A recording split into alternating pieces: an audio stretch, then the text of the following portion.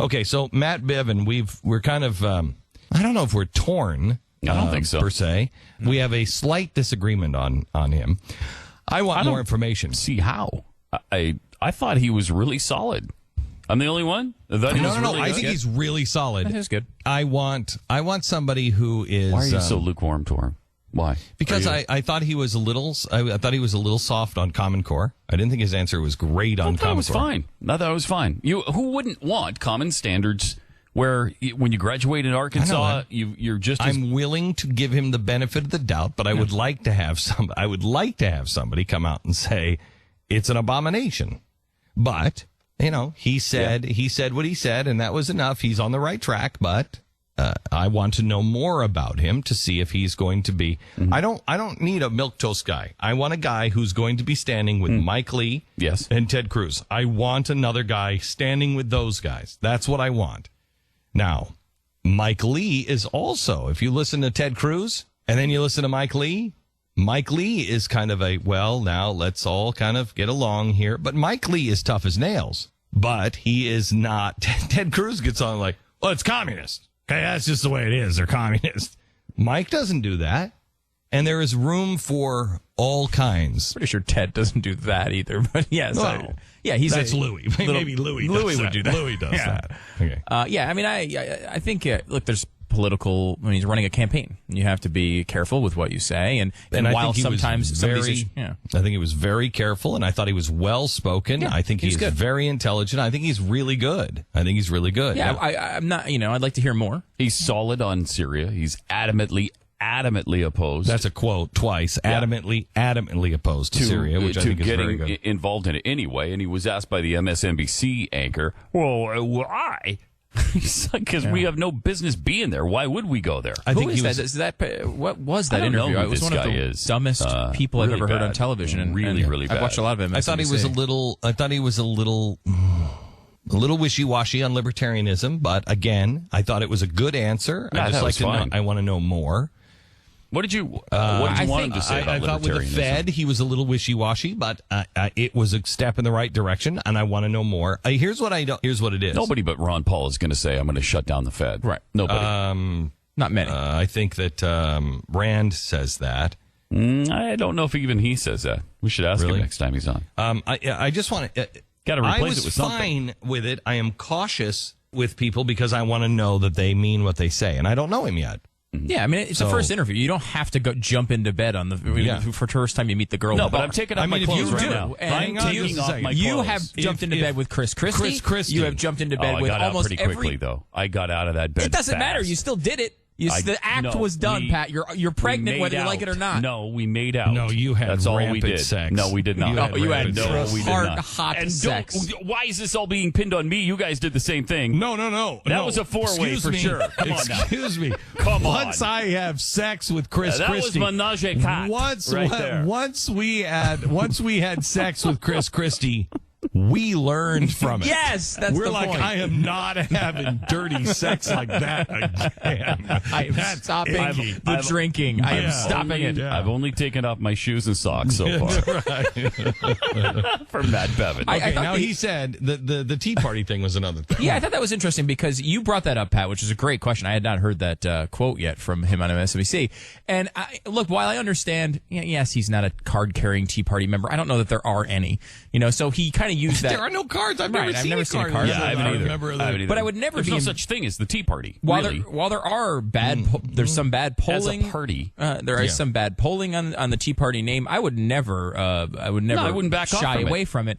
And when you're on MSNBC and someone's asking you about the Tea Party, I'm concerned if you are afraid to fully embrace that, even though what his description was accurate. I mean, he's not a card-carrying Tea Party member, but you know what MSNBC's trying to do there. Well, wait, hang on. Why are you backing They're trying to make him a kook. He said, listen to the whole interview. So let's do that. Wait. I think you have to, because we're going to skip part of this interview. I think you have to understand that for about 2 minutes before this question comes up, he is defending Mike Lee, and he's like, and he's doing a good job. And he's doing a great job. And he's like, I stand right next to Mike Lee, and the government shutdown, that's the president's deal, and he defends it, and he's very, very clear. So he is espousing Tea Party kind of talk. Anybody in the Tea Party would be proud of what he just said about standing and being firm and being really clear on where he stands on the government shutdown and the debt ceiling. So he's right in line. Now, I have not heard this, but here's now the question and his answer on the Tea Party part. I want to talk about something that I find fascinating with you is you very much position yourself as this sort of Tea Party candidate, this anti-government guy. You're very much opposed to bailouts. Stop.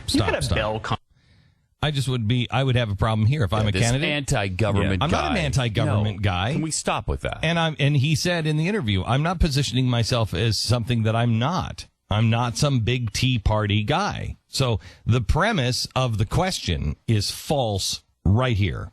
Go ahead. Company in East Hampton, Connecticut that was struck by lightning, burned to the ground. Oh, Jesus. And you sought money from the state of Connecticut. You got about $100,000. Yeah, I'll correct you on three things there. First of all, I'm not positioning myself as a Tea Party guy. I'm running as a Republican in a Republican primary. You do not have the endorsement I have endorsements from any number of people who are Tea Parties. I have endorsements for a number of people. The Madison Project? Fantastic. I appreciate these endorsements. So you do not want to be the Tea Party candidate? I'm a Republican. I'm running in a Republican primary. Are you a Tea Partier? I've never been a member of a Tea Party. Okay. I never went to any Tea Party meetings, right, although I am fiscally very much in like mind and grateful for and appreciative of the support of anybody, no matter what group they might be. Let's talk about your Bell company, though. You got $100,000 from Connecticut. Yeah. Because he never been to any Tea Party meetings. I mean, if he went to the 2009 rally, I suppose that's not a meeting. But again, I mean, I don't think they're trying to corner him on something. I didn't think that was a bad answer. I mean, I was a little bit, you probably should. He was stronger on it there, though, on MSNBC than when I asked him. I mean, he sounded like he completely backed off that position when I asked him about it, because he's a little stronger about not being a Tea Party guy with this particular interview. And that's seemingly part of the, you have someone who's a hostile questioner trying to capture you into this crazy party, and he's trying to walk a line there. I will tell you this. I'm going to give him the benefit of the doubt on this one because of his vigorous defense of Mike Lee prior to that I'm putting question. my socks back on, though. My shoes are still up, but I'm putting my socks back on. But his vigorous defense of Mike Lee, the Tea Party thing is just a trap. That's all it is. And until you have sat in those seats where you are, it's the Inquisition. It's the absolute Inquisition. And if you are going with somebody for 10 minutes or 8 minutes and it's hostile territory and they can ask and dodge and weave and everything else, you want the easy stuff just to go away. You just want the easy stuff. The Tea Party stuff, look, I'm not positioning myself as a Tea Party guy. I am a fiscal conservative. I'm a guy who will stand with Mike Lee, and I'm happy that I have the Madison Project. If I'm not mistaken, isn't that Robbie George's?